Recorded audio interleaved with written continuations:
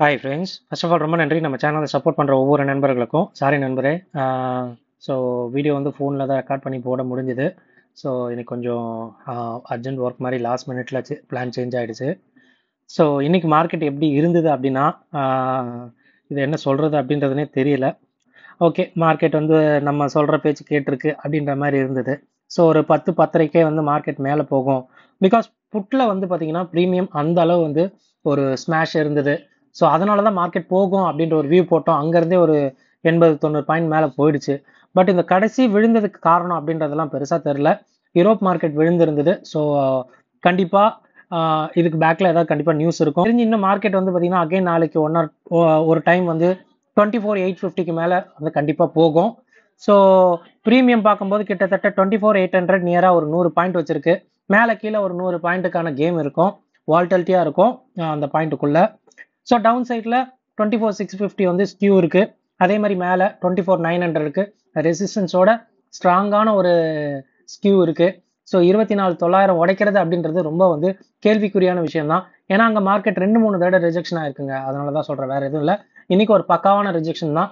நம்ம கமெண்ட் போட்ட அடுத்த ஒரு அரை மணி நேரத்தில் மார்க்கெட் வந்து பார்த்தீங்கன்னா கீழே விழுந்து போச்சு.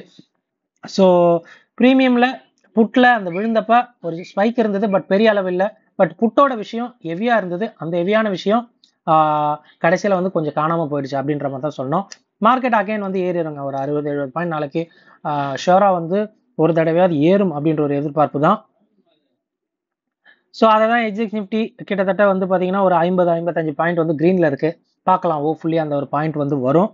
ஸோ யூஎஸ் ஃபியூச்சர்ஸ் ஓகே, ஓரளவு க்ரீனுக்கு வந்தாச்சு. பார்க்கலாங்க. கண்டிப்பாக வந்து குளோபல் நியூஸ் தாங்க மார்க்கெட் அஃபெக்ட் பண்ணுது. ஸோ அது மட்டும் தெரியுது. பிகாஸ் டொமஸ்டிக்கில் வர நியூஸ் எல்லாம் ரொம்ப சூப்பரான நியூஸு. இன்னைக்கு எஸ்பெஷலி ஜிஎஸ்டி 2.0க்கான விஷயமா இருக்கட்டும், ஸ்டீல் அண்ட் ஆட்டோ ஸ்டாக்ஸ் ரொம்ப சூப்பராக இருந்தது. ஐடி ஸ்டாக்ஸ் வந்து பார்த்தீங்கன்னா பெருசாக இன்னைக்கு பர்ஃபார்ம் பண்ணல. பட் அடுத்த விஷயம்லாம் பார்க்கும்போது மார்க்கெட் இன்டர்னலாக வந்து பார்த்தீங்கன்னா டொமஸ்டிக்காக இன்டர்னலாக நல்லா இருக்குது அப்படின்றது தான் நான் சொல்லி ஆகணும். அண்ட் ஸ்ட்ராடல் ப்ரீமியம் பார்த்தோம் அப்படின்னா இன்னைக்கு ஸ்டார்டிங் ஆஃப் த டே நியராக வந்து பார்த்தீங்கன்னா 130 ரூபாய்க்கு தான் ப்ரீமியம் ஓப்பன் ஆச்சு. இங்கே பார்த்தீங்கனாலே உங்களுக்கு தெரியும். ஸோ ஆக்சுவலாக மார்க்கெட் விழும்போது கூட ப்ரீமியமில் பெரிய சேஞ்சஸ்லாம் கிடையாதுங்க. ஸோ மார்க்கெட் வந்து காமாக தான் இருந்தது. அதுக்கு தான் சொன்னேன், மார்க்கெட் வந்து அகைன் அந்த 24,850 கிட்ட போகலாம். 800-850 கிட்ட எக்ஸ்பைரி கூட வாய்ப்பு ஆக நிறைய இருக்கு. ஓகேங்களா? அண்ட் பிசிஆர் பார்க்கும்போது நிஃப்டிக்கு 0.88 இருக்கு. ஸோ ஆக்சுவலாக நல்லா இருந்ததுங்க. 24,800 புட் ஆப்ஷன் நியராக 3 கோடிக்கு நியராக ஓப்பன் இன்ட்ரெஸ்ட் இருந்தது. அதை தான் நம்ம டெலிகிராம் சேனலில் ஒரு ஹைலைட்டாக போட்டேன். புட்டை வச்சு அடிச்சிருக்கிறாங்க, மார்க்கெட் மேலே ஏறும்ட்டு. அது ஏறிச்சு, நியராக ஒரு 100 பாயிண்ட் கூட ஏறிச்சு. ஸோ டெலிகிராம் சேனலில் ஜாயின் பண்ணாதவங்க ஜாயின் பண்ணிக்கோங்க. ஸோ ஃப்ரீ சேனல் தான், நான் லிங்க் கூட டிஸ்கிரிப்ஷனில் கொடுக்குறேன். ஜாயின் பண்ணிங்க, மேபி அந்த இன்டர்லாம் கூட கொஞ்சம் யூஸ் ஆகலாம். அண்ட் பேங்க் நிஃப்டிக்கு பிசிஆர் நியராக வந்து 0.92 இருக்கு, விச் இஸ் குட். ஸோ ஆப்வியஸாக வந்து நேற்று இருந்ததை விட, அதாவது லாஸ்ட் டே இருந்ததை விட இன்னைக்கு கொஞ்சம் இம்ப்ரூவ் ஆயிருக்கு. ஸோ மிட் கேப் நிஃப்டியும் சேம் தாங்க. மிட் கேப் நிஃப்டி நல்லாவே இருக்கு. 1.21 சொல்லிட்டு ஒரு நல்ல ஒரு வேல்யூவில் இருக்கு, விச் இஸ் வெரி குட் அப்படின்னு தான் சொல்லி ஆகணும். அண்ட் ஃபியூச்சர் விஷயம் பார்க்கும்போது நிஃப்டி ஏறி இருக்கு. அண்ட் கிட்டத்தட்ட ஒரு 1,81,000 கான்ட்ராக்ட் வந்து பார்த்தீங்கன்னா இன்க்ரீஸ் ஆயிருக்கு. அந்த ப்ரீமியம் கூட இன்க்ரீஸ் ஆயிருக்குங்க, which is good. So again வந்து பார்த்தீங்கன்னா மார்க்கெட் மேலே ஏற தான் பார்க்குது இன்ட்ராடேல.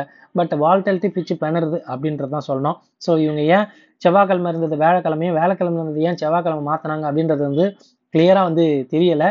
ஸோ இது வால்டலிட்டி கிரியேட் பண்ணுறதுக்கா இல்லை வால்டலிட்டி அரெஸ்ட் பண்ணுறதுக்கா அப்படின்றது நம்ம வெயிட் பண்ணி இருந்து பார்த்தா தான் தெரியுங்க.